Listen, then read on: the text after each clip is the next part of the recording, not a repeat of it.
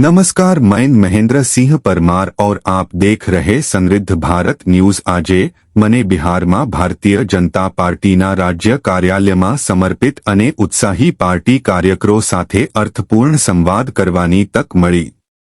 આ સંવાદ દરમિયાન મેં રાજ્યના રાજકીય પરિદૃશ્ય, સંગઠનાત્મક પાર્ટીને મજબૂત બનાવવા અને આગામી ચૂંટણીઓની તૈયારીઓ અંગે વિગતવાર ચર્ચા કરવામાં આવી હતી। બેઠકમાં કાર્યકરોનો ઉત્સાહ, આત્મવિશ્વાસ અને રાષ્ટ્રીય હિત પ્રત્યે અતૂટ સમર્પણ સ્પષ્ટપણે દેખાઈ રહ્યું હતું। કાર્યકરોએ સંગઠનના સિદ્ધાંતોનું પાલન કરીને ભાજપને વધુ શક્તિશાળી અને જનસંપર્ક આધારિત બનાવવાનો સંકલ્પ વ્યક્ત કર્યો।